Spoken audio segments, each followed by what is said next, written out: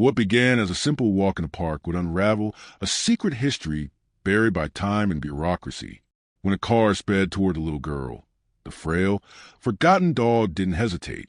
In that single act of instinctual courage, he didn't just save a child. He set in motion a chain of events that would expose a national betrayal and force the world to remember the price of loyalty, a lesson watched by millions and destined to redefine the meaning of a second chance.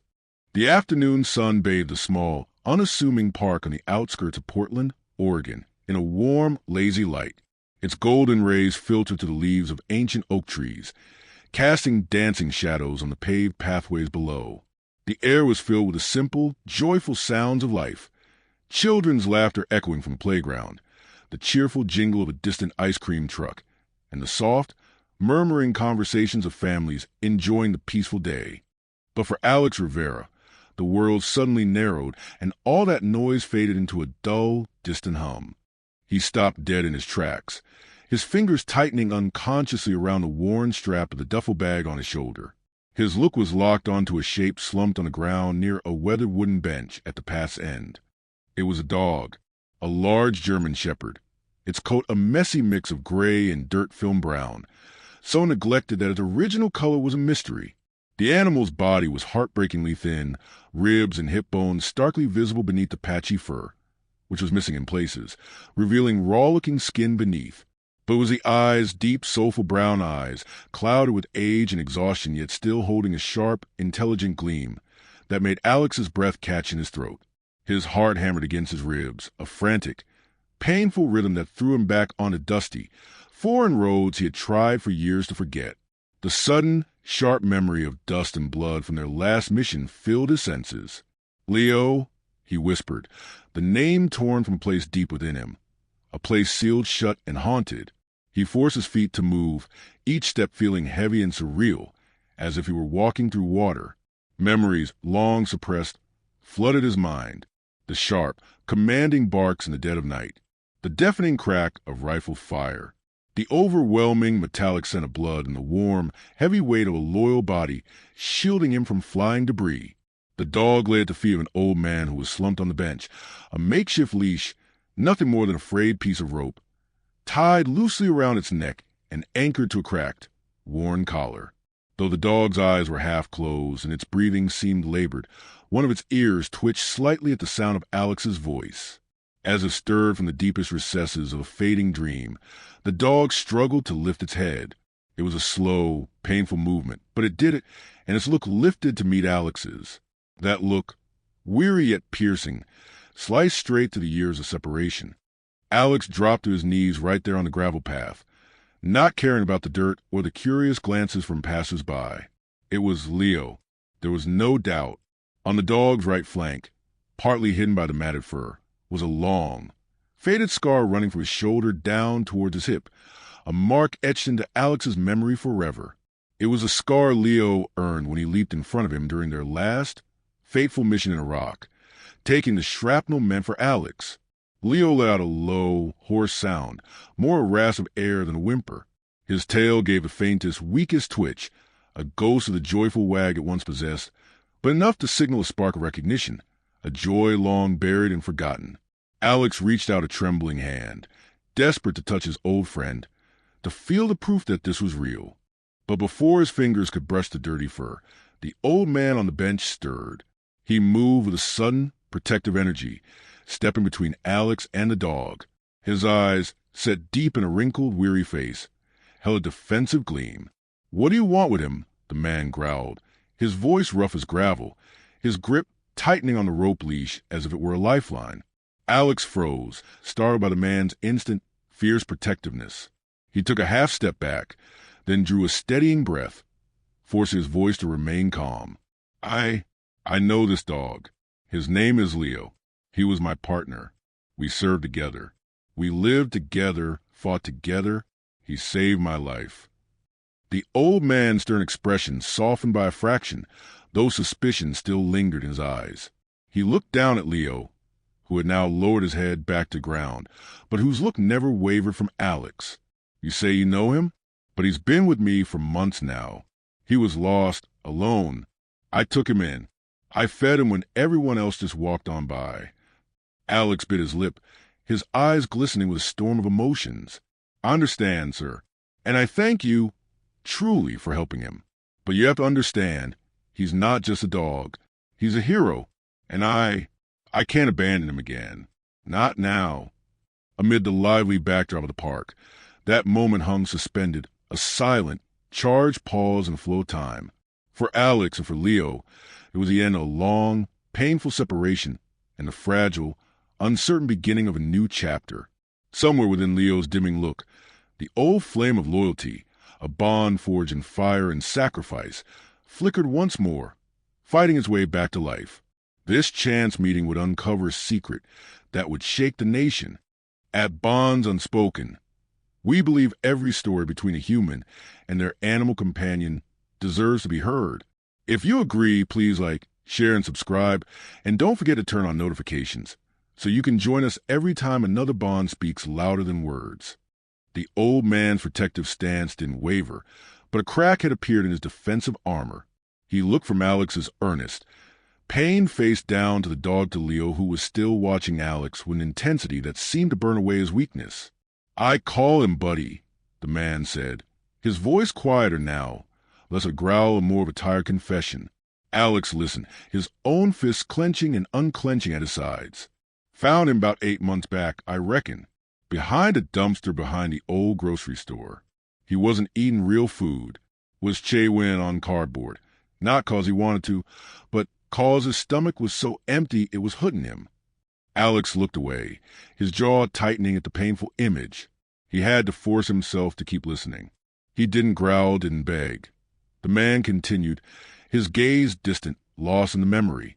Just looked at me, and in those eyes, I saw something. I couldn't just walk away. As he spoke, his gnarled, weathered hand dropped to gently stroke the sparse fur along Leo's back. The gesture was one of deep, practiced familiarity. Alex felt a complex twist of emotions, a sharp, piercing jealousy that the stranger had shared these moments with his dog, but overshadowing it, a profound, gut-wrenching gratitude. This man had offered kindness when the world had offered nothing. I gave him some bread I had, the man continued. Alex clenched his jaw again, picturing it. He didn't need it right away. He waited like he was a skin. You gonna leave me too? I didn't. And from that day on, he followed me. We slept where we could under the bridge by the river, in the doorway of the closed-down library on cold nights. I gave him my extra coat. He'd curl up right beside me, keeping me warm. We didn't have nobody else, just each other. Alex's fists clenched at his sides, his knuckles white. The image was too vivid, too painful. Leo, a decorated military working dog, sleeping in alleyways, dependent on the kindness of a homeless man. What's your name? Alex asked, his voice thick with emotion. Henry, the man said, finally looking directly at Alex. Name's Henry. His eyes, a faded blue and clouded with age, held a story of their own, a life of hardship and resilience. Henry, Alex said, crouching down so he was at the same level, trying to seem less threatening, more like a man pleading for his family back. My name is Alex Rivera. I believe every word you're saying, and I know you did something most people wouldn't. You saw a soul in trouble, and you stopped. You saved him. Henry studied him, the suspicion in his eyes slowly being replaced by a weary curiosity. He saw the sincerity in Alex's face, the raw pain, the love that was so palpable it almost had a physical presence. I'm not here to take him from you, because I think I own him, Alex said, his voice dropping to a near whisper. He paused, gathering his thoughts, his eyes drifting back to Leo. I'm here because I made him a promise a long time ago. We went through hell together. He saved my life more than once. I swore I'd never leave him behind. And then I did. The system made me, but I've carried the guilt every single day since. Henry didn't respond immediately. He looked down at Leo, who had now shifted his heavy head, his nose pointing weakly towards Alex. The dog's intent focus was a silent testimony to Alex's claim. Finally, Henry let out a long, slow sigh, the sound of a man relinquishing a great weight. I don't know if you're telling the truth, he murmured, but I see the way he looks at you.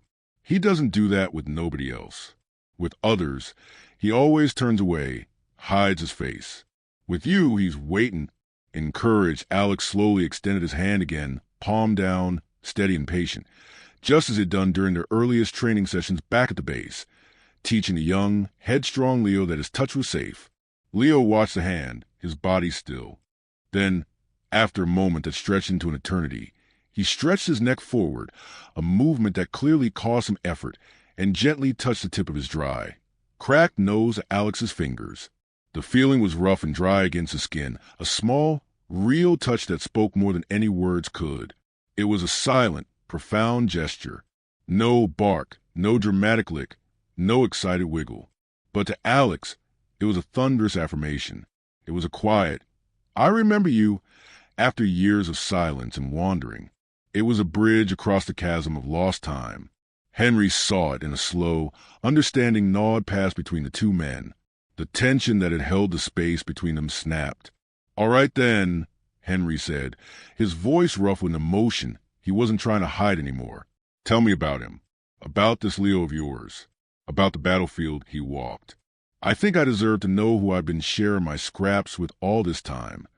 Alex straightened up, his eyes meeting Henry's, then shifting to Leo, who had now closed his eyes, as if ready to listen to a familiar story. "I will," Alex said, his voice steadier now.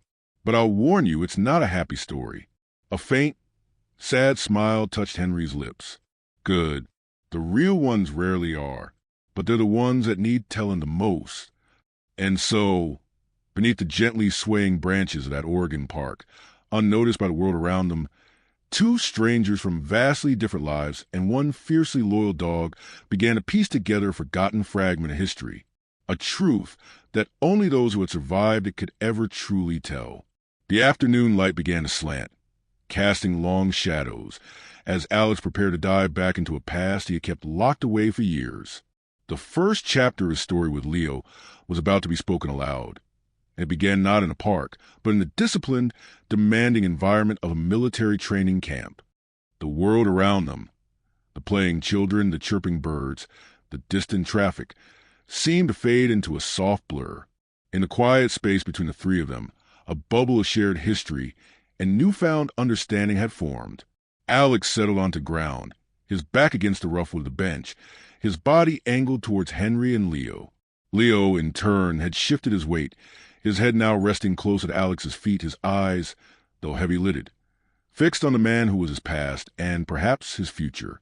Alex took a slow, deep breath, as if steadying himself before a plunge into deep, cold water. His voice, when he began, was low and measured, but carried a faint tremor of long-buried emotion. It started at Fort Lewis. Alex said, his eyes losing focus, looking at a point in the distant past. "I first met Leo at the training camp there. He was just over 2 years old then. A German shepherd, all muscle and focus, and stubborn as a rock. The trainers said he was difficult, that he had an independent streak that made him hard to handle. But I saw it differently. What they called stubbornness was caution.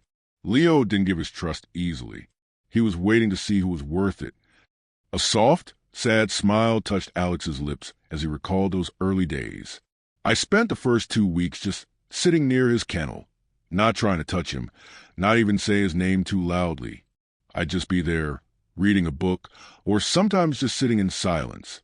Every day, I'd see him watching me from the corner of his eye. Then, one morning, I was sitting on the ground, and he just walked over. He didn't come all the way, just a little closer than the day before, and then the next day, a little closer still. It was a dance of patience." Henry listened, his hand still resting on Leo's side, feeling the slow, labored rise and fall of the dog's breathing. He said nothing, offering only the silence of a man who understood that some stories needed to be heard, not interrupted. "That went on for almost a month," Alex continued, his voice warming with the memory. "And then, one crisp morning, I was sitting there as usual, and he came all the way. He hesitated for a second, then laid his big head right in my lap. He let out this huge sigh, like he'd been holding his breath his whole life. And that was it. From that day on, we were inseparable. Where I went, he went. We didn't need a leash. We had an understanding." He paused, the memory a bright, painful spot in his mind. We were deployed to Iraq together in 2016. I was part of the specialized unit, and Leo was a multi-purpose patrol and detection dog. His job was to sniff out explosives, warn us of ambushes. He was always the first one into the unknown, always the first living being between our squad and death. Alex's jaw tightened. It was a terrifying responsibility to put on an animal, but he never hesitated. Not once. The breeze rustled through the park's trees, sending a few dry leaves skittering across the path like forgotten echoes. Henry's expression was grim, his own hardships paling in comparison to the shadows Alex was describing. Alex's voice grew quieter, the words seeming to cost him more effort. The night everything changed. It was pitch black. No moon. We were moving through an abandoned village on a tip about insurgent activity. The air was so thick you could taste the tension. Leo was on point, like always. His ears were up, his nose to the ground, every sense tuned to a frequency we couldn't hear. He wiped a hand over his face, as if brushing away invisible dust from that night. The first IED went off to our left. The blast was deafening. It threw me to the ground, my ears ringing, my head spinning. Before I could even process what was happening, the gunfire started. Rounds snapping past, kicking up dirt everywhere. I was disoriented, couldn't get my bearings. Alex's gaze dropped to the long, faded scar on Leo's side. His fingers twitched with the memory of touching the fresh, bloody wound. I felt a weight slam into me. It was Leo. He didn't just stand in front of me. He launched himself over me, using his own body as a shield. I felt him jolt as the shrapnel hit him. He let out a sharp yelp, but he didn't move. He stood his ground, a wall between me and the second wave of fire. Henry's breath caught. He looked down at the dog with new, profound reverence. The scruffy, starving creature he had shared his meager existence with was a bona fide hero. I was hit in the leg, couldn't stand, Alex whispered, the memory vivid and brutal. But Leo was bleeding badly. Even with that piece of metal in his side, he grabbed the strap of my vest with his teeth and started dragging me. He dragged my dead weight across 20 yards of broken ground into a shallow ditch, a trail of his blood marking our path. Every time I started to fade, to let the darkness take me, he'd nudge me with his nose, hard, and whine. It was like he was saying, "Stay with me. Don't you dare quit on me now." We were medevaced out just before dawn. I woke up in a field hospital, my leg bandaged, and the first thing I asked, the only thing I cared about, was where's my dog? When the nurse told me he'd made it, that he was stable, I broke down. I cried like a baby. I hadn't cried through any of it, not the pain, not the fear, but knowing he was alive, it broke me open. He fell silent, the weight of the story settling over them. The scar on Leo's side was no longer just a mark. It was a testament to a loyalty that knew no bounds. Henry slowly shook his head, his eyes moist. He looked from the scar to Alex's grief-stricken face, and the last of his reservations melted away. He wasn't just hearing a story. He was witnessing a love that had survived war, separation, and the cruel indifference of bureaucracy. The dog sleeping at his feet was a living monument to that bond, and Henry knew, with a certainty that settled deep in his soul, they had only ever been a temporary guardian for a soul that belonged to another. The memory of the medevac helicopter's thunderous rotors seemed to fade, replaced by the gentle rustle of leaves in the park. Alex's confession hung in the air, a raw testament to a bond forged in fire. Henry sat in stunned silence, his perception of the dog beside him forever altered. This wasn't just Buddy. This was Leo, a soldier who walked through the valley of death and back. For a man who now sat before him, trembling with the weight of his guilt. When my final tour ended, Alex continued, his voice now hollow, scraping from a place of deep, old shame, I knew Leo's service was over too.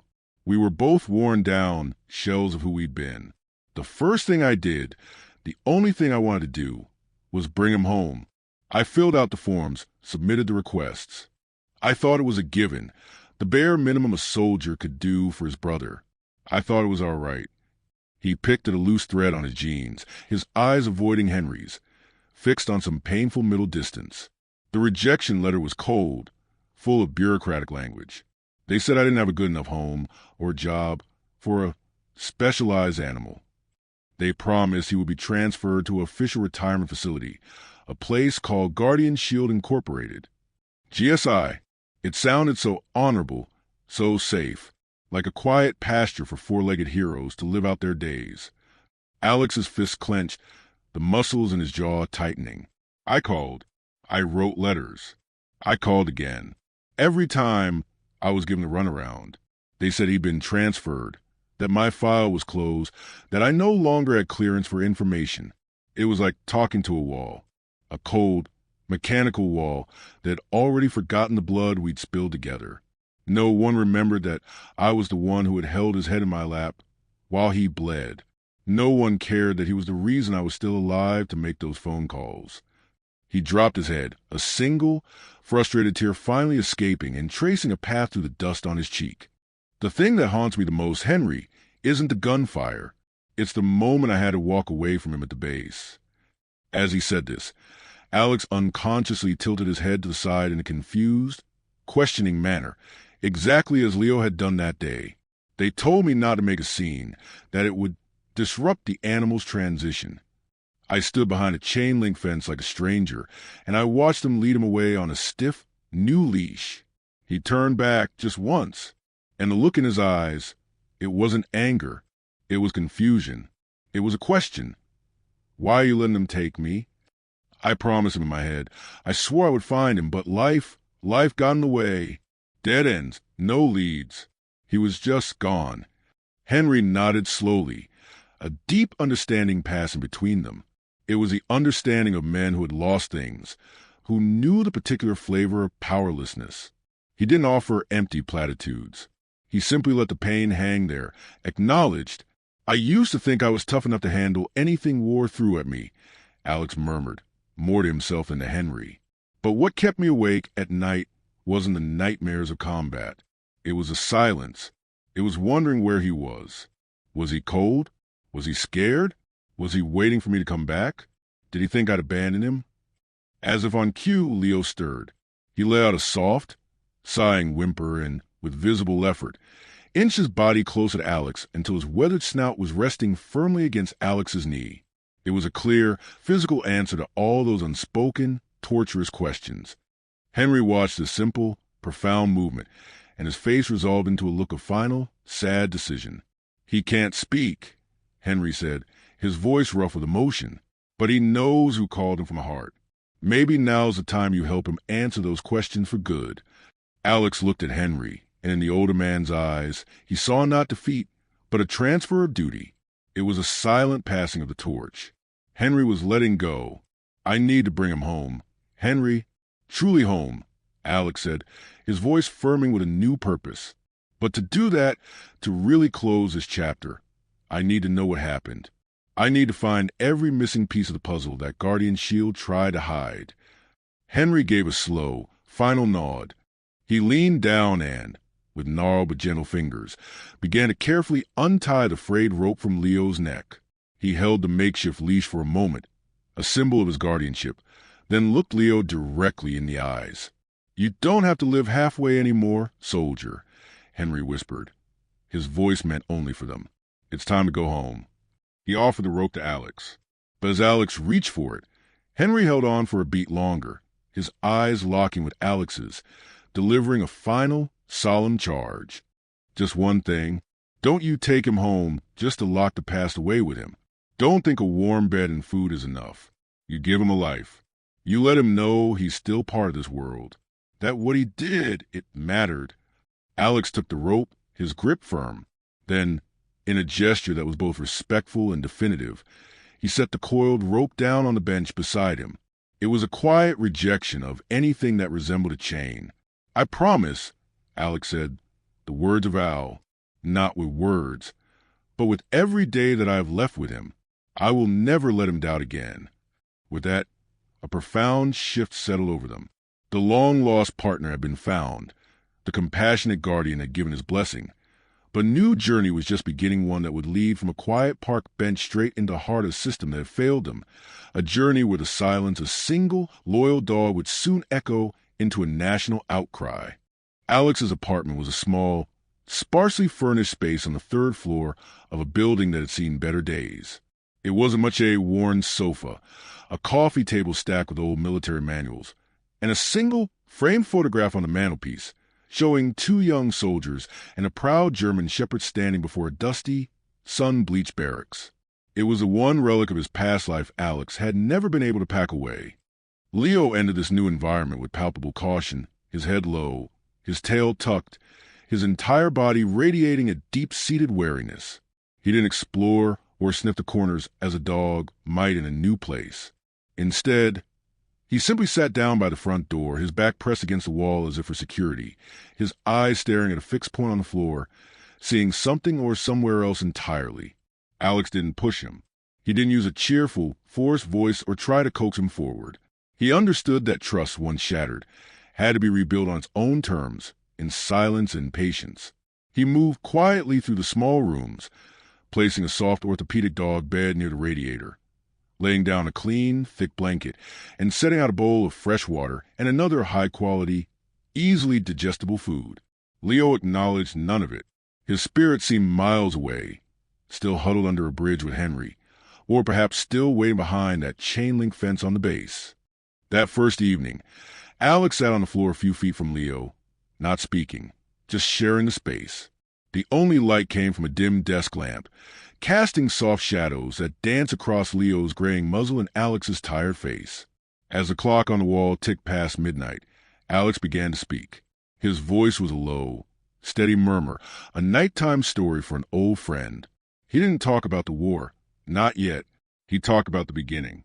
He recounted the story of trying to teach Leo the sick command, a task that took a full week, not because Leo wasn't smart, but because he needed to be convinced of the reason for it first. He spoke of cold nights in the Iraqi desert, inside a flapping tent, where Leo would rest his heavy head on Alex's chest, listening to the steady beat of his heart, a silent reassurance for them both. He laughed softly, remembering the time Leo had somehow managed to jump into a departing transport jeep, refusing to be left behind when he thought Alex was in danger. Night after night, Alex continued this ritual. He was stitching their history back together, thread by thread, memory by memory. He didn't expect Leo to suddenly remember everything. He just hoped the familiar rhythm of his voice, the cadence of their shared past, would become a safe harbor. Slowly, almost imperceptibly, small cracks of light appeared in the dog's fortress of silence. He began to lift his head when Alex entered the room. When Alex brought him water, he would take a few laps, then glance up, a flicker of connection in his deep brown eyes. One afternoon, as Alex gently worked to untangle a matted section of fur behind Leo's ear, the dog flinched but did not pull away. He remained still, his breathing soft and even, allowing familiar hands that had once held a rifle to now perform this act of tender care. Then, one evening, Leo did something new. He slowly, deliberately, pushed himself up from his spot by the door and walked to the center of the room, circling twice before lying down on the blanket Alex had laid out for him. It was a small move, but it was a victory. As his fingers moved through Leo's fur, Alex rediscovered the map of their past written on the dog's body in scars. The long, jagged one on his flank from the shrapnel, a smaller, neat line on his front leg from a cut on razor wire in Mosul, a nick on his ear from a close call in a market square. Each one was a chapter, and each time his fingers traced a mark, Alex would whisper the story of that day to Leo, the weather, the fear, the overwhelming relief when they both came out alive. Leo rarely gave a visible response, but sometimes his eyes would close not in sleep, but in what seemed like a deep, focused listening. And once, when Alex jolted awake from a nightmare, his heart pounding, he found Leo was no longer on his own bed.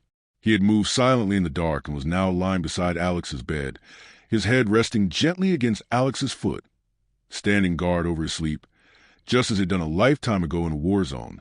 This recovery was not a dramatic, cinematic transformation. It was a slow, quiet tide coming in. It was a little less weight on each sigh, a gaze that started to hold Alex's for a second longer, a faint, tentative thump of a tail when Alex said his name with a particular tenderness. Alex understood now. Leo didn't just need to be rescued from the streets. He needed to be reminded that he still mattered, That the brave heart that had beaten so fiercely for a cause wasn't just a tool for orders, but a vessel for a love that never demanded anything in return, a love that only asked for its name to be spoken and meant. And as the first fragile threads of that understanding were woven back together, the peace of their small apartment was about to be shattered. That hard-won peace would last only 3 more days. The morning was crisp and clear, the kind that promised renewal. A light rain overnight had washed the world clean, leaving the park grass shimmering with dew and the air smelling of wet earth and blossoms. Alex walked Leo on their now familiar route, the dog's pace still slow and measured, but there was a new lightness in his step. His head was held a little higher, his ears constantly swiveling, catching the sounds of the world waking up with a renewed alertness. He wasn't a vibrant, powerful dog from the deserts of Iraq, but he was no longer the broken soul from the park bench. He was healing. "You're feeling good today, aren't you, buddy?" Alex said softly, leaning down to pat the side of Leo's neck. Leo tilted his head, and for a fleeting second, Alex saw a ghost of the old, sharp intelligence in his eyes, a spark of the dog who could assess a threat in a heartbeat. It was a look that said he was still present, still listening, still on duty in some deep, fundamental way. Across the street, a young mother pushed a stroller while her daughter, a little girl about 5 or 6 with bouncing blonde curls, skipped ahead. Her name was Chloe, and she was chasing a bright red ball that had escaped her grasp. Her laughter was a bright, innocent sound that cut through the morning hum. They stopped at a crosswalk, waiting for the light to change, the ball resting near the curb. What happened next unfolded in a horrifying blur. The ball rolled into the street. With a gleeful shriek, Chloe darted after it, her little legs pumping, completely oblivious to the danger. Her mother's scream was a knife of pure terror, slicing through the calm morning. "Chloe, no!" From the left, a large, dark SUV accelerated, the driver distracted, his eyes likely on his phone, utterly unaware of the small figure stepping into his path. There was no time for anyone to react. No time for the mother to reach her. No time for the driver to brake. It was a collision course set in motion, a tragedy milliseconds from being written. But Leo saw it. The change in him was instantaneous and electrifying. The slow, elderly dog vanished. In his place was the warrior, his body tense, his ears flattened, and with a powerful lunge it tore the leash from Alex's unprepared hand. He launched himself forward. There was no bark, no sound at all. It was pure, unthinking action, a reflex honed in 1,000 moments of life or death. He wasn't running away from something. He was charging toward a mission. "Leo!" Alex's shout was choked with fear, his heart seizing as he watched the dog, his old, frail dog, move with a speed and purpose he hadn't seen in years. Leo was on the sidewalk. The girl ran into the street. He didn't try to bite or attack. He used his body as a living shield, just as he had on that battlefield long ago. He slammed his side into Chloe, a calculated, forceful nudge that sent her tumbling safely onto the soft grass of the curb. The momentum carried him forward, directly into the path of the SUV. The sound was sickening, a heavy thud, the screech of tires, and a sharp yelp that was cut off too soon. The SUV swerved, its front fender clipping Leo and sending his body spinning across the asphalt before he landed in a still, broken heap. Time stopped. The driver stumbled out, pale and frantic. The mother scooped up a sobbing but unharmed Chloe, and Alex was already moving, sprinting across the street, his own breath caught in his chest. He dropped to his knees on the hard pavement, his hands hovering over Leo, afraid to touch him, to cause more pain. Leo was lying on his side, his breathing shallow and rapid. A trickle of blood matted the fur near his mouth, but his eyes were open, and they were fixed on Chloe, ensuring the little girl was safe, before they slowly, painfully shifted to find Alex.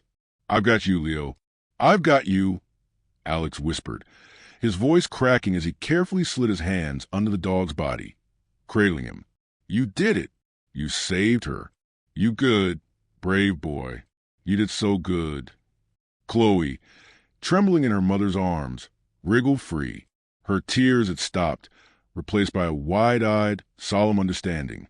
She walked over to Alex and, with a tiny, shaking hand, Place her red ball next to Leo's head. For him, she whispered, so he won't be scared. At the sound of her voice, Leo's tail gave a single, feeble thump against the pavement. It wasn't a wag of joy, but one of acknowledgement. A soldier's confirmation that the mission was accomplished. That evening, traffic camera footage of the entire event was leaked online. It went viral in a matter of hours. Millions of people watched the grainy video of the emaciated German shepherd transforming into a blur of selfless courage. They saw him save the child and saw the heartbreaking aftermath. But what captured the world's heart wasn't just the act itself. It was Leo's eyes in the moments after the impact. They were calm, clear, and held no trace of fear or regret. They were the eyes of a being who had seen the worst of the world and had still chosen to protect it. The forgotten hero had, in one breathtaking moment, reminded everyone what true loyalty looked like. And in doing so, he had just unleashed a storm of questions that Guardian Shield Incorporated would never be able to answer. The video of Leo's heroic act spread across the internet like a wildfire fanned by a global wind. Within 48 hours, it was everywhere. Featured on national news broadcasts, shared by celebrities, and dissected in countless online comments. People were captivated by the stark contrast. The visibly frail and neglected dog performing an act of pure, selfless courage. The narrative wrote itself. Starving stray saves child. But for many, the dog's disciplined action and calm demeanor in the aftermath didn't suggest a stray. It hinted at a past of training and purpose. The question began to ripple through the millions of shares. Who was this dog really? Among the countless viewers was a woman named Sarah Bennett, a former war correspondent now working for an online investigative magazine.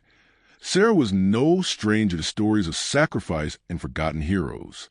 She had spent years in conflict zones, her sharp eyes capturing the human and canine cost of war. When the video popped up on her feed, she initially scrolled past, numb to the constant churn of viral content. But something made her pause, scroll back, and watch again. It wasn't the act itself that gripped her. It was the dog's eyes in the final still frame. They were eyes she remembered. Sharp, intelligent, and heartbreakingly resilient.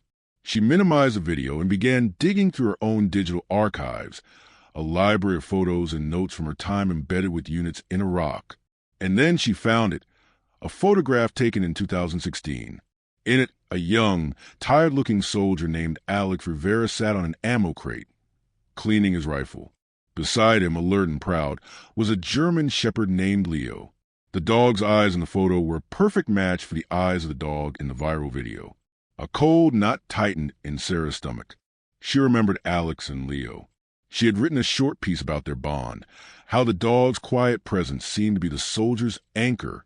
To see that same dog, years later, collapse on American Street, emaciated and near death, was a deep betrayal. She found an old email address for Alex from their brief correspondence years ago. She had no idea if it still worked, but she had to try. The email subject line was simple. I saw Leo. The body was even shorter. I think I just saw an old friend of yours on the news. Attached is a photo from better days. We need to talk. Sarah Bennett. Alex was sitting in a sterile veterinary clinic waiting room when the email arrived. Leo was stable for now, but the vet was concerned about internal injuries and the immense strain on his already weakened heart. The phone buzzed in his hand. When he opened the attachment and saw the photo, a moment of fleeting peace frozen in time. His breath hitched. It was a relic from a different lifetime. He typed a one-word reply. When? They met the next morning at a quiet cafe a few blocks from the clinic. Sarah arrived, her hair pulled back in a practical ponytail, a thick folder tucked under her arm. There were no unnecessary pleasantries. The shared understanding of the past and the grim reality of the present hung between them. He hasn't changed, Sarah said, nodding in the direction of the clinic where Leo was resting. Not in the ways that matter. It's the world that changed how it treated him, Alex replied, his voice flat with a simmering anger. Sarah opened the folder. It was a chaos of documents, but to her, it was a clear trail. I started looking into Guardian Shield Incorporated the moment I realized it was Leo, she said, getting straight to the point. They're not a retirement home, Alex. They're a private security contractor. I've already found their corporate filings, and they're a mess. They take in retired military dogs, assess them for continued utility, and if they're deemed unfit, they process them for transfer. Alex's hand tightened around his coffee mug. And transfer means what exactly? Sarah's expression was grim. It's a black hole. There's no public oversight. No adoption records their force of release. Some dogs are supposedly retrained for private security work overseas. Others are donated to police departments in small towns. But many just vanish from paperwork. Leo must have been one of those, deemed unprofitable and cut loose. Alex stared into the dark liquid in his cup, a quiet fury brewing. This was worse than he had imagined. It wasn't just neglect. It was a systemic, calculated disposal. Leo and dogs like him were treated as depreciating assets, not living beings who had given everything. "What are you going to do?" Sarah asked, her tone not probing but offering. "I can't let this end with a viral clip and a few news stories," Alex said, his voice low and resolute. "Leo saved a life, but we're the ones who failed to protect his. I need the truth, Sarah, the whole ugly truth, and I need the world to see it." Sarah nodded, a determined gleam in her eye. This was the kind of story she had become a journalist to tell. "Then I'll help you, not just as a reporter, but because Leo's story deserves to be told to the very end, and because the people who did this to him deserve to be held to account." As they stepped out of the cafe, the sun felt different on Alex's skin. The personal mission to reunite with his dog was over. He looked at Sarah, his eyes hard. "Then let's burn it all down," Alex said. Later that afternoon, Alex returned to his apartment, the meeting with Sarah replaying in his mind. The pieces were beginning to fit together, forming a picture of cold, corporate indifference. Leo, exhausted from the vet visit, settled onto his bed by the window, the afternoon sun warming his patchy fur. As Alex knelt beside him, his intention was simple: to finally remove the old, frayed collar Henry had fashioned, a symbol of street life, and replace it with something new, soft, and comfortable. The canvas was rough and stained. Alex worked at the knot Henry had tied, a tight, secure knot that spoke of desire to keep something precious safe. As he finally loosened it and began to slide the collar off, his fingers brushed against something thin, hard, and cold sewn into the inner lining. He paused. It was cleverly hidden, something you would only find if you were feeling for it carefully. His heart began to pound with a slow, dread-filled rhythm. A cold sweat broke out on his forehead as he carefully turned the collar inside out. There, stitched between two layers of fabric, was a small, rectangular metal tag. It was not a normal dog tag with a name and number for contact. It was blank except for a laser-etched serial number, G77K9, and beneath it, in small, stark letters, GSI Property. Alex froze, the cold metal seeming to burn his palm. His fingers trembled as he held it. This wasn't a memento. This was an inventory tag. Leo hadn't just been forgotten. He had been cataloged, classified, and marked as company property, even as he was being cast aside. The bitterness that rose in Alex's throat was acrid. This reduced a life of loyalty, of blood and sacrifice, to a sterile string of characters. Leo was G77K9, a piece of equipment that had been decommissioned. He sat back on his heels, holding the tag up to the light. "How long have you been carrying this, boy?" he whispered, his voice tight. "How many nights did you sleep with this cold reminder against your skin, telling you that you belonged to a system that threw you away?" Leo, as if sensing the shift in Alex's mood, opened his eyes. He looked at the tag in Alex's hand, then up at Alex's face. There was no anger in his gaze, only a deep, weary knowing. He had carried the secret, this proof, all along. That night, Alex sent a clear photo of the tag to Sarah. Her response was a phone call, her voice urgent and sharp. "Alex, that serial number, it's a logistics code. I've seen these in procurement documents. Tags like this are assigned to assets that are cleared for removal from the system entirely. This tag means they were going to erase him completely. You're telling me they tagged him like a broken radio?" Alex's voice was dangerously quiet. "Worse," Sarah replied, her tone grim. "A broken radio gets recycled or stored. This tag, It's for items that are cleared for removal from the system entirely. No tracking, no follow-up. If Leo had this, there are likely hundreds of other dogs out there who were given the same classification. Tagged, processed, and erased. Alex stood and walked to the window, looking down at the quiet street. In the living room, Leo slept, his head resting on the stuffed toy Chloe had left for him at the clinic. In the reflection of the glass, Alex saw not just a man who had found his lost friend, but a man now holding a key to a door behind which lay a much darker, more widespread truth. "Then we don't stop," Alex said, his voice low but layered with steel. "I can't undo what was done to Leo, but I can make sure it doesn't happen to another dog. Not one." The discovery of the tag changed everything. It was no longer just about Leo's story. It was about a pattern, a policy of disposal. The following morning, Sarah connected him with a former Special Forces soldier, Mark Tolbert, who had fought a similar, lonely battle for his own K9, a Belgian Malinois named Rex. They met in a diner far from the city center. Mark was a mountain of a man with a calm demeanor that couldn't quite hide the storm in his eyes. When Alex showed him a picture of the tag, Mark nodded slowly, a grim recognition on his face. "Rex had one too," Mark said, his voice a low rumble. "I found it on a new collar he was wearing when I tracked him to a private security outfit in Kuwait 2 years, after they told me he'd been humanely euthanized due to his injuries. They'd sold him. He was guarding a warehouse. The tag was still on him, like a receipt." The two soldiers sat in silence for a moment, a shared understanding of this particular betrayal passing between them. It was a club no one wanted to belong to. "We have to make this public," Alex said, locking eyes with Mark. "Not just for Leo. For Rex. For all of them." Mark nodded. "You need proof? I've got documents.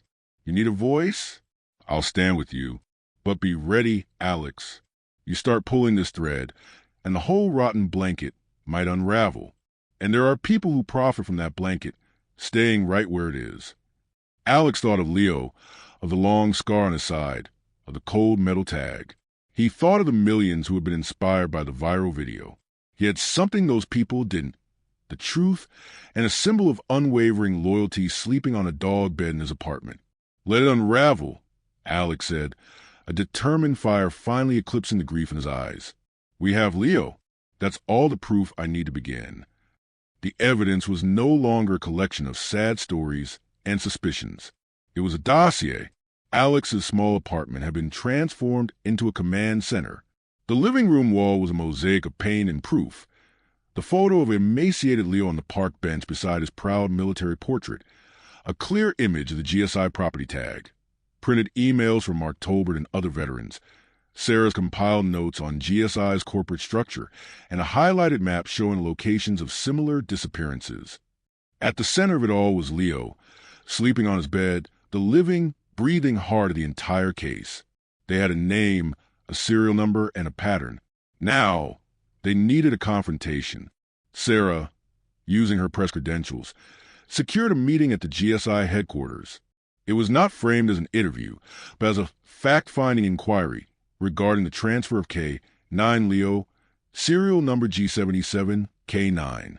They knew they would be walking into the lion's den, but they were no longer willing to shout from the outside. The GSI headquarters was a sleek, modern building of glass and steel on the city's outskirts. A stern security guard checked their IDs against a list. "Rebecca Shaw, Director of Public Relations, will see you. Follow me." The interior was sterile, with polished floors and patriotic slogans on the walls. The silence was oppressive, absorbing sound like a sponge.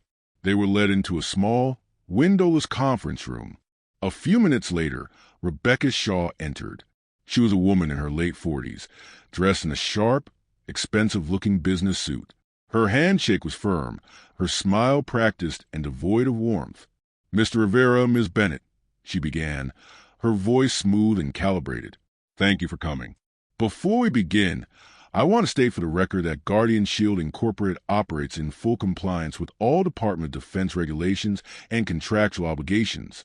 We hold the service of our military working dogs in the highest esteem." Alex didn't smile back. He reached into his jacket pocket. pulled out the metal tag, and placed it on the polished table between them. It landed with a definitive clink. "Then perhaps you can explain this, Miss Shaw," Alex said, his voice calm but cutting through a rehearsed opener. "This was found sewn into the collar of K9 Leo, serial number G77K9, when I found him starving on the streets. It's a GSI property tag. Your company's logo is on it. Can you explain how a dog deemed retired with honor ends up on the streets, still wearing your company's inventory control tag?" Rebecca Shaw's smile didn't falter, but it became rigid, a mask glued into place. She glanced at the tag, but did not touch it. "As I'm sure you're aware, the transition process for retired assets is complex. K9 Leo was processed for transfer to an approved partner agency for adoption. There appears to have been a logistical failure in that handover, a regrettable one-off incident." "This was no logistical failure," Sarah interjected, her tone as sharp as a scalpel. She slid a copy of Mark Tolbert's statement about his dog, Rex, across the table. "We have testimony from multiple former handlers whose dogs, all classified as non-retrainable, disappeared after being transferred to GSI. They all share the same story. Closed files, broken promises, and tags just like this one. This is a pattern, not an incident." Shaw's eyes flickered to the document and back to them, her composure beginning to show hairline fractures. "I am not at liberty to discuss individual cases or the procedures of our partner agencies. Those files are confidential. The public might disagree on what's confidential and what's a cover-up," Alex said, leaning forward, his gaze intense. "Especially when one of those assets just saved a little girl's life in front of a traffic camera. The world loves a hero, Ms. Shaw, and they're about to learn how your company treats its heroes when they're no longer useful." The polished facade finally cracked. Rebecca Shaw's smile vanished. Her knuckles turned white as she gripped her notebook. She stood up, gathering it. "This meeting is over. I will not sit here and be accused of bad practice based on anecdotal evidence and emotional appeals. If you have a formal complaint, you can submit it through our legal department." "We're not here to file a complaint," Alex said, standing as well, his voice low and steady, filling the small room. "We're here to deliver a message. The story is going public. All of it. The tags, the lost dogs, the logistical failures. And we will be asking one very simple question. How many more Leos are out there?" He picked up the metal tag from the table. "It's cold way to promise. You can try to hide behind procedure and confidentiality, but we have him, and we're not going away." They walked out of the conference room, the silence in the sterile hallway now feeling charged and hostile. They had crossed the threshold. They had looked the enemy in the eye, and the enemy had blinked. The battle lines were now drawn in the open, and the next move will be played out not in a corporate conference room, but in the court of public opinion. And as they stepped back out into the daylight, Alex knew the retaliation for this confrontation would not be far behind. The gray sedan had been following them for 6 blocks. The drive away from GSI headquarters was thick with silence, louder than any argument. The confrontation had been necessary, but it left a corrosive residue in the air. Alex stared out the passenger window, the cold weight of the metal tag still feeling present in his hand. They had thrown down a gauntlet in the most direct way possible, and the ball was now in GSI's court. He knew corporations like that didn't just roll over. They pushed back. Sarah was the first to break the silence, her eyes flicking between the road and her rear-view mirror. "Alex," she said, her voice low and even, "don't turn around, but a gray sedan has been with us since we left the GSI parking lot. 2 turns, and it's still there, same distance." A cold trickle of apprehension, different from battlefield fear, but just as potent, ran down Alex's spine. He adjusted the side mirror to get a look. The car was nondescript, the kind designed to be forgotten in an instant. It maintained a perfect, unchanging distance. This wasn't a coincidence. "Pull into the lot behind my building," Alex instructed, his voice calm but his body tensing.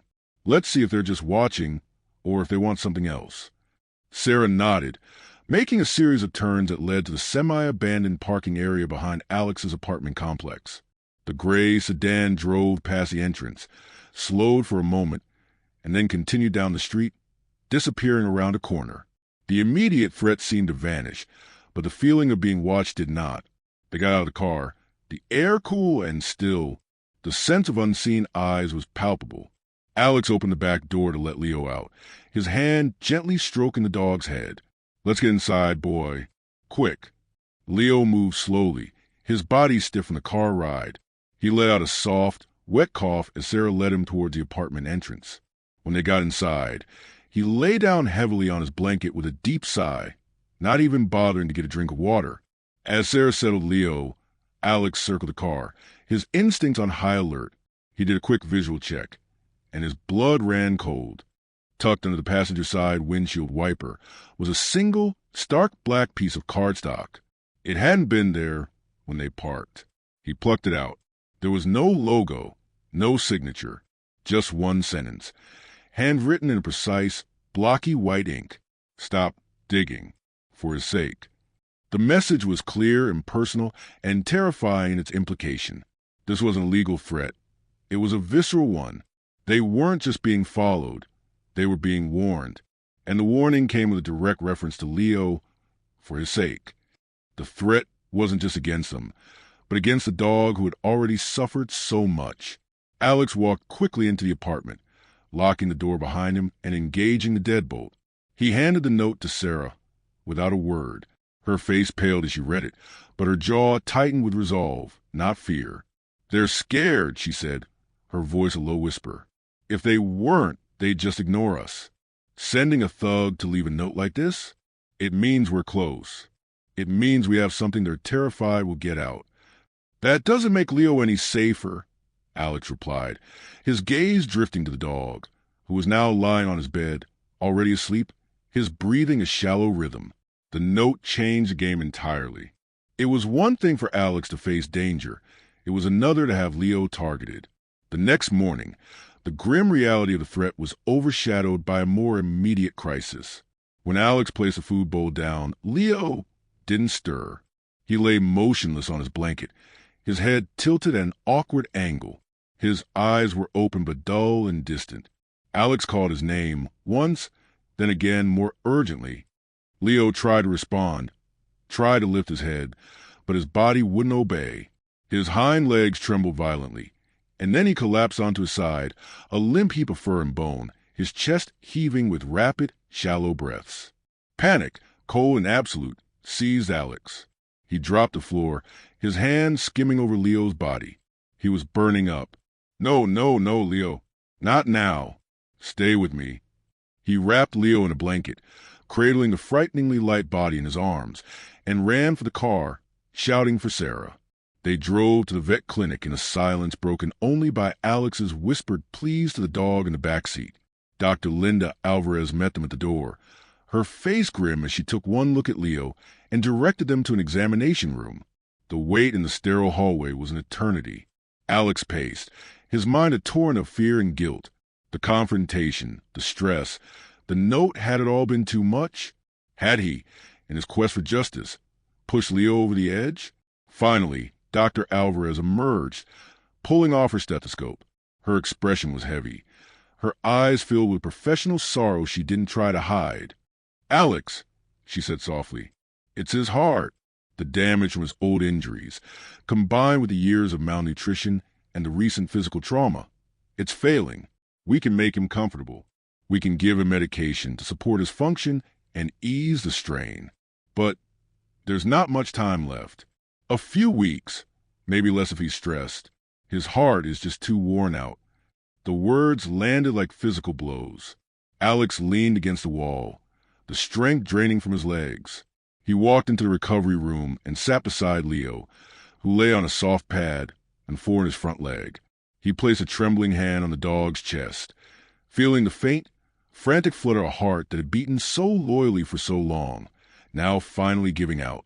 He looked from Leo's weary face to Sarah's determined one, and the two battles, the one for justice and the one for Leo's very life, collided. The threat in the note seemed trivial now compared to the enemy within Leo's own body. But giving up was not an option.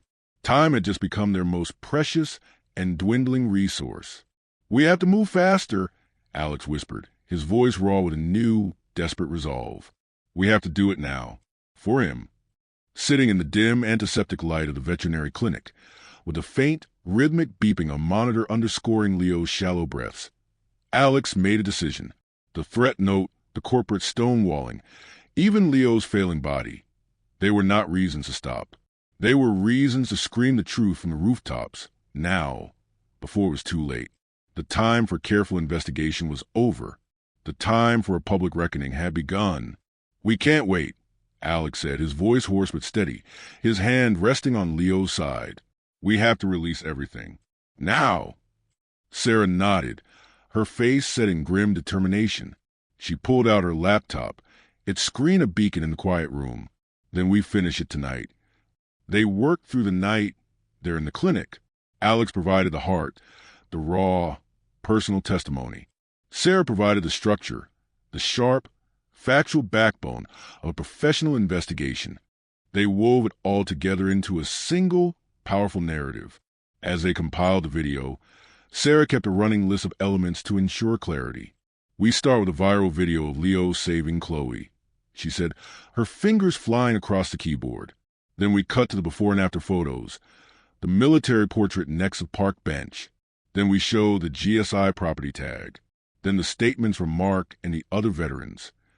They started with the viral video of Leo saving Chloe, the ultimate proof of his character. Then they juxtaposed it with a heartbreaking photo of him starving on the park bench. They showed the proud military photo from Iraq, then cut to the cold, impersonal GSI property tag. They included redacted statements from Mark Tolbert and other veterans, their words echoing the same story of loss and bureaucratic betrayal. They even included a shot of the threatening note. Its anonymous message a stark contrast to Leo's silent courage. The script, narrated by Sarah, was not filled with angry accusations. It was layered with sorrow, with disbelief, with a plea for basic human and animal decency. It ended not with a call for revenge, but with a demand for accountability and change. The final frame was a slow zoom on Leo's face in the clinic, his eyes closed, his breathing labored, with the words, "He can't speak, but we can." Hashtag Justice for K9S ****. Alex looked from the screen to Leo, his voice barely a whisper. "This is for you." As the first light of dawn filtered to the clinic blinds, Sarah uploaded the video. She didn't just post it to her magazine site. She sent it to every major news network, every veterans advocacy group, and every animal welfare organization she had ever worked with. She released it into the digital wild, a message in a bottle thrown into a hurricane. The reaction was not just viral, it was seismic. Within hours, the video was everywhere. News anchors, who had previously only reported on the heroic stray, now had a much darker, more complex story to tell. The hashtag Justice for K9S began trending nationally by mid-morning. The public's heart, which had been captured by Leo's heroism, was now shattered by the revelation of his betrayal. The emotional impact was overwhelming. Comments poured in by the tens of thousands. "I'm a veteran. This is how we treat our brothers? I'm sick. How can we send animals to war and then throw them away like trash? GSI should be ashamed. Hashtag Justice for K9S. I'm crying. That poor, brave soul." But it wasn't just the public. The story had teeth. It reached the halls of power. A senator from a state with a large military population saw the video and issued a statement by lunchtime, calling for an immediate inquiry into military's contract with private contractors for K9 retirement. A prominent animal rights organization announced it was launching its own investigation and preparing a class action lawsuit on behalf of all handlers who had been denied their dogs. Back in the clinic, Alex's phone buzzed incessantly. Requests for interviews, messages of support from old squad mates, and texts from strangers sharing their own stories of lost canines. He ignored most of it, his focus entirely on Leo. But when he checked the view count on the video and saw it had surpassed 2 million views in under 6 hours, a grim sense of satisfaction settled over him. He leaned close to Leo's ear, his voice a soft whisper. "They're listening, boy. The whole world is listening. You did that. Your loyalty, it's shaking them all up." Leo's tail gave the faintest, weakest thump against the blankets. It was enough. The storm they had unleashed did not go unnoticed by GSI. Their corporate social media accounts were flooded with angry messages. Their stock price began to dip in after-hours trading. But the most telling sign of their panic came in the form of a terse, formal email from their legal department to Sarah Bennett, demanding the immediate retraction of defamatory statements and threatening legal action to the highest order. Sarah forwarded the email to Alex with a single line: "They're rattled. We don't stop." The public outrage had become a weapon, and it was one that GSI lawyers and PR teams couldn't easily counter. The narrative was no longer controlled by corporate spin doctors in sterile offices. It was being written in the comments sections, on the news feeds, and in the hearts of millions who had looked into the eyes of a dying hero and seen a reflection of a broken promise. The silent warrior had, through the voices of those who loved him, finally found a way to speak, and his message was echoing around the globe, a demand for justice that could no longer be ignored. The next move was out of their hands, and it would come from the highest levels of government, propelled by the irresistible force of a public conscience finally awakened. The public storm unleashed by the hashtag #JusticeForK9S video did not just rage on social media. It hammered on the doors of the powerful. Within days, the story evolved from a viral sensation to a full-blown political imperative. The public outcry was too loud, the evidence too compelling, and the symbol at its center, a dying war hero, too potent to ignore. Alex received a formal embossed invitation that felt both surreal and inevitable, a summons to testify before a special session of the House Committee on Veterans Affairs and Oversight. Washington, D.C. was a world away from a quiet park in Portland or the sterile GSI offices. As Alex walked up the grand, imposing steps of Capitol building, the weight of the moment pressed down on him. He wasn't a politician or a lawyer. He was a soldier and a man fighting for his friend. He was accompanied by Sarah, whose folder of evidence had now been printed and bound into formal briefing books, and by Mark Tolbert, who stood as a living testament that Leo's case was not an isolated one. The hearing room was vast, with high ceilings, dark wood, and a semicircle of raised desks for the committee members. Camera lights glared, and the air hummed with the quiet murmur of journalists, aides, and spectators. It was an intimidating arena designed to project authority. At their table, Alex placed a single framed photograph of Leo, his head resting on Alex's leg in the clinic, his eyes clear and trusting. When he was called to speak, Alex stood, adjusted the cold microphone, and took a steadying breath. The room fell silent. The bright lights made it hard to see the faces in front of him, so he focused on the photo of Leo. "Chairman, members of committee," he began, his voice clear but carrying the gravel of sleepless nights. "My name is Alex Rivera. I served 2 tours in Iraq. But I'm not here today as a soldier. I'm here as a man who broke a promise, and as a man who was given a second chance to keep it. I'm here for Leo."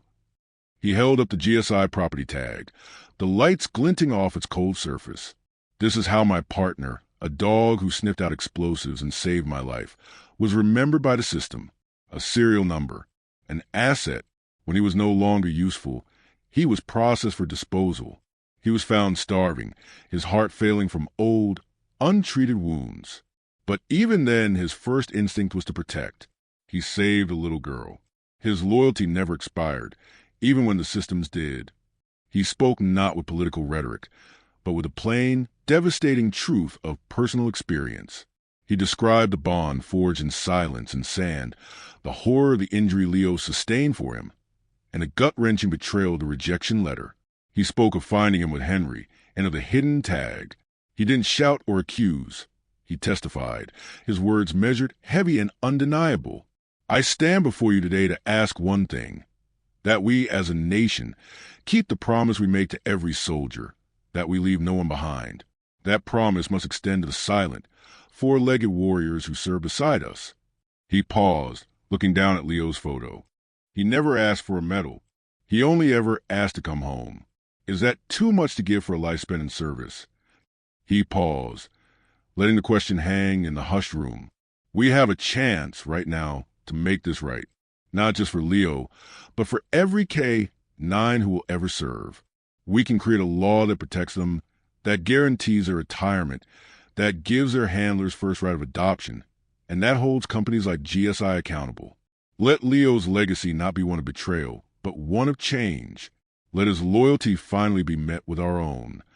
As he finished, he held up the photo of Leo from the clinic. This is the face of that loyalty. Please don't look away. For a moment, there was absolute silence. Then, the room erupted in applause, not from committee members, but from the spectators and journalists in the gallery. It was a breach of protocol, a raw, human reaction that couldn't be contained. Several committee members, some with moist eyes, nodded slowly. The chairman, a stern-faced veteran himself, gently gabbled for order, but his own expression was one of deep respect. The following questions from the committee were not hostile. They were searching. They asked for details on the contractual loopholes, the lack of oversight, and the specific failures of GSI. Sarah and Mark provided crisp, factual answers, backing up every claim with documentation. The evidence was overwhelming, and the moral argument was unassailable. The hearing ended with a bipartisan promise from the chairman to draft what he called Leo's Law, a comprehensive bill to reform the military working dog retirement system. News cameras followed Alex, Sarah, and Mark as they left the building, their steps echoing in the marble hallways. They had done it. They had brought the fight to the highest level and had been heard. That evening, watching the news coverage from his hotel room, Alex saw his own face on the screen alongside the photo of Leo. The cheering read, "A soldier's plea, the dog who changed the law." He called the veterinary clinic. Leo was stable, resting. The vet said he had even eaten a little. "It's working, Leo," Alex whispered into the phone, as if the dog could hear him. "We're almost there. You just have to hold on a little longer." He felt a surge of hope, fierce and fragile. They had scaled the mountain of public opinion and political power. But the final, most important step still remained, turning that promise into permanent, unbreakable law. And as the news cycles continued to spin, the opposition, wounded and cornered, was already plotting its next move in the shadows, setting the stage for one last, decisive battle. The momentum from a hearing was a tidal wave that GSI and its political allies could not stop, only temporarily slow. The public pressure was unrelenting. The story of the loyal K-9 discarded by a greedy corporation was a narrative that cut across political lines, uniting people in a shared sense of outrage and compassion. Leo's Law, officially titled the Military Working Dog Retirement and Dignity Act, was drafted, debated, and moved through committees with a speed that was historically unprecedented. But in a quiet veterinary clinic, time was measured in the shallow, increasingly fragile breaths of a single dog. Leo's condition was a fragile equilibrium. The medications kept the fluid from his lungs and supported his weary heart, but it was a delaying action, not a cure. Alex rarely left his side, sleeping in a chair by the bed, his presence a constant, calming anchor for the old warrior. He would read the latest draft of the bill aloud to Leo, his voice a steady murmur in the quiet room. When he reached the key clauses guaranteeing handler rights and medical care, his voice would crack with emotion. "There's a vote scheduled for next week, buddy," Alex whispered one evening, his hand resting on Leo's head. "They're going to make it right. You just have to hold on." Leo's response was a slow blink, his tail offering the faintest twitch. The connection between them needed no words. It was in the trust in Leo's eyes, the way he would nudge Alex's hand when the nightmares came, and the silent understanding that their battle was almost won. Each evening, Alex would feed Leo small pieces of specific, soft beef treat by hand, a quiet ritual that had become their cherished moment of peace. The day of the final vote arrived under a clear, bright sky. Alex, torn between staying with Leo and seeing their mission through, was persuaded by Sarah to go to the Capitol. "He would want you there," she said softly. "This is for him." The gallery of the legislative chamber was packed. Veterans in uniform, animal rights activists, and ordinary citizens who had followed the story filled the seats. Alex sat between Sarah and Mark, his heart pounding in a rhythm that mirrored the gavel strike calling the session to order. The debate was formal, but the outcome was never truly in doubt. The political cost of voting against the bill, of siding with GSI over a dying war hero, was too high.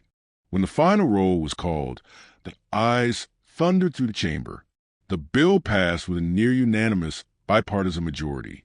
A rare wave of applause, this time sanctioned by the chair, swept through the room. It was over. The law mandated mandatory medical care, handler adoption rights, full transparency in transfers, and criminal penalties for the undocumented disposal of service dogs. Alex felt a sob catch in his throat, not of sorrow, but profound, overwhelming relief. He had done it. He had kept his promise. As he stepped out into the hallway, reporters swarmed him, but his mind was already miles away, back in the clinic. He returned to the clinic that evening, a copy of the pass bill in his hand. The setting sun cast long, golden beams through the window, illuminating Leo's bed. The dog was awake, his eyes half open, as if he had been waiting. "We did it, Leo," Alex said, his voice thick with emotion as he knelt beside him. He held the printed document where Leo could see it. "It's law. They can't do this to any other dog ever again. You did that. You changed everything." Leo looked at the paper, then slowly, painstakingly, lifted his head and licked Alex's hand. It was a gesture of such pure, uncomplicated love and approval that it shattered the last of Alex's composure. Tears streamed down his face as he buried his head in Leo's fur, holding the dog who had given him everything, his past, his purpose, and now his legacy. In the days that followed, a quiet peace settled over them. The frantic energy of the battle was gone, replaced by a deep, solemn gratitude for whatever time they had left. Leo, freed from the stress of the fight, seemed to relax into a final, gentle decline. He ate his favorite foods, enjoyed short, carried walks in the sunshine, and spent his days with his head in Alex's lap, listening to the sound of his voice. The world continued to move. GSI was officially investigated, its leadership dismantled, and its contracts with the military terminated. The public's attention slowly turned to other news.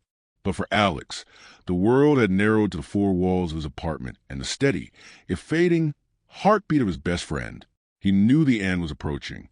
Leo slept more, ate less, and his breathing became a soft, whispered rhythm. But there was no pain in his eyes, only a deep, abiding peace. The scars on his body were no longer marks of war, but medals of life lived with unwavering courage and love. He had come home, not just to a place, but to the heart of the person he loved most, and in doing so, he had secured a future for thousands of dogs he would never meet. His work was done, and as the final chapter of his incredible journey began to gently close, Alex made a silent vow to ensure that his friend's memory would never, ever be forgotten. The fight was over. The law was passed. The world had moved on, but for Alex, time had condensed into a single, sacred space. The quiet corner of his apartment where Leo slept. The dog's breathing was a soft, rhythmic whisper, a fragile thread tethering him to a world he was slowly, peacefully preparing to leave. One evening, as a soft, golden twilight settled over the city, Alex knew. He could feel it in the profound stillness that had settled over Leo, in the way the dog's eyes, when they opened, seemed to be looking at something just beyond the horizon. There was no panic, no struggle, only a deep, abiding calm. He settled on the floor beside Leo's bed, gently lifting the dog's head into his lap. He didn't turn on the lights, letting the room be lit by the last hues of the sunset and the gentle glow of the city outside. "You remember that hill behind Fort Lewis, don't you, buddy?" Alex began, his voice a soft murmur in the growing dark. "The one we'd run after training? You'd chase those butterflies, and I'd just lie in the grass, watching you. That was peace. That was our peace." His fingers traced a familiar map of scars on Leo's body. He paused on the long one on his flank. "This one," he whispered, "this isn't just from that bad night. It's from you choosing to stand with me. It's from every day after that we gotta have because you were there." He then gently touched a smaller, neater line on Leo's front leg. "And this one, from the razor wire in Mosul. The very next day, you found that lost little girl hiding in the market. You led her right to her parents. You were a hero long before anyone put a camera on you. You were always the best part of me, Leo," Alex whispered, his voice cracking.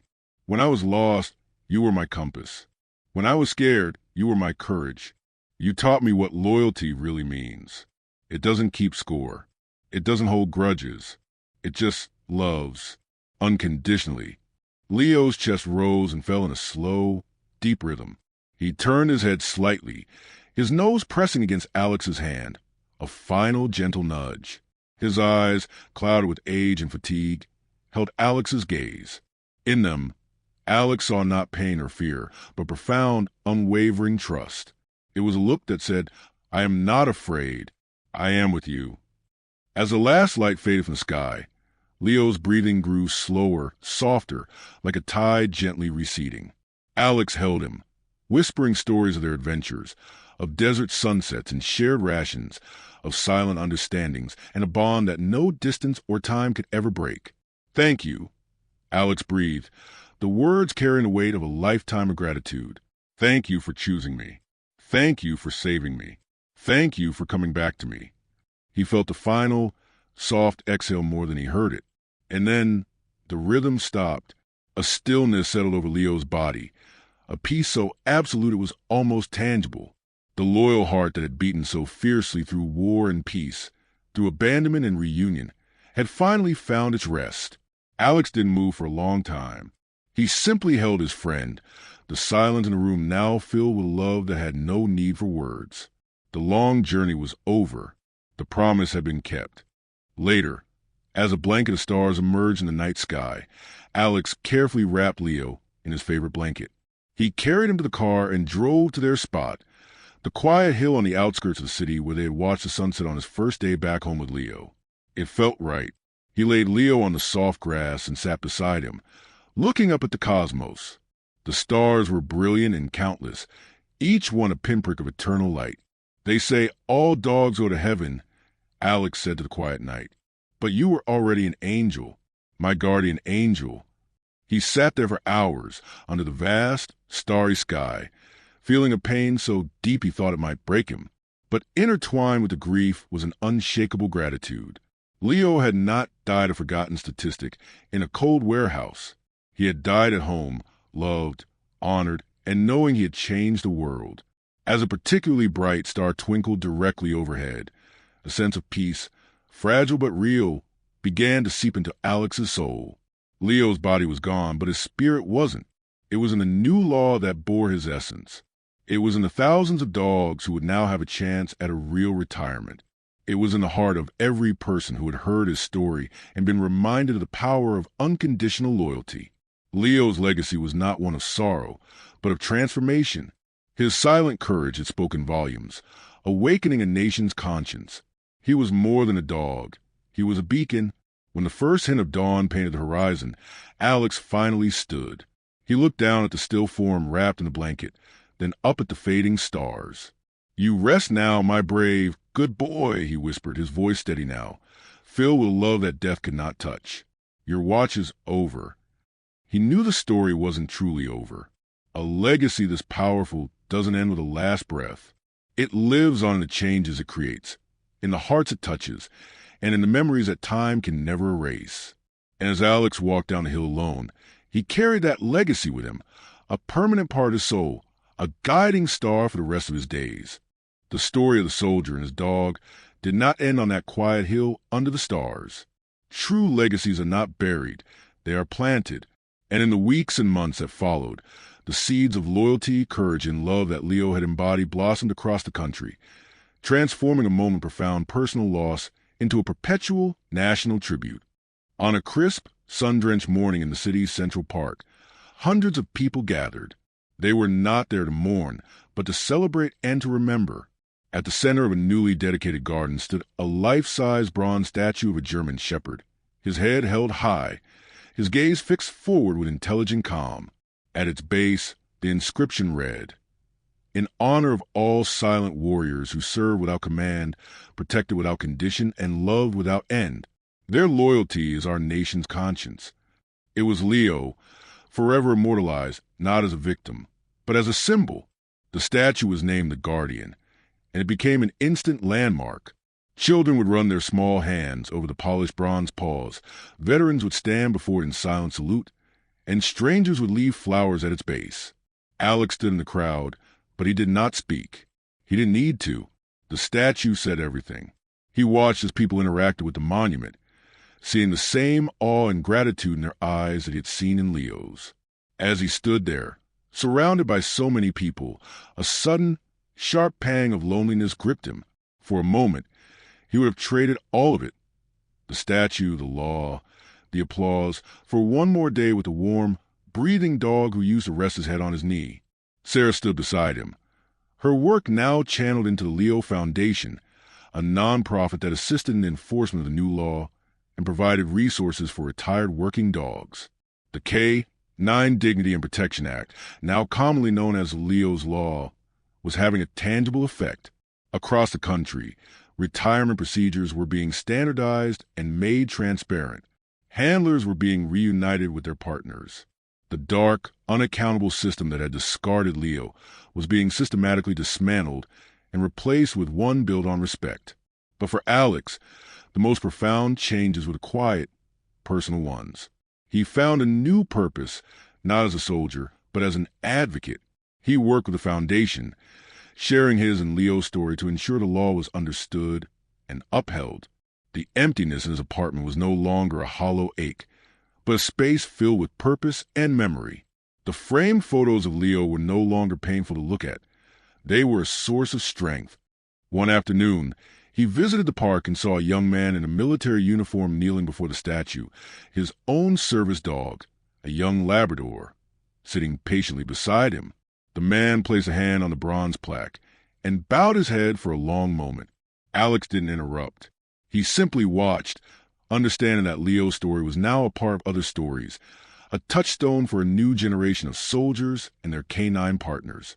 As the seasons turned, life moved forward, carrying the memory of the brave dog with it. The viral videos were archived, the news cycles moved on, but the statue remained steadfast and silent, just as Leo had always been. On the first anniversary of Leo's passing, Alex returned to their hill alone as dusk began to settle. The city lights twinkled below like a field of earthbound stars. He sat on the grass, the same spot where it held Leo for the last time, and felt a peace that was deep and real. "You see, Leo," he said softly to the evening air, "you're still here." He didn't feel a ghostly presence or hear an answering bark. Instead, he felt the undeniable truth of the legacy they had built together. It was in the law that protected countless lives. It was in the statue that inspired strangers. It was in his own heart, which had learned to love so deeply that it could endure the pain of loss and transform it into enduring strength. The bond between a soldier and his dog is not broken by death.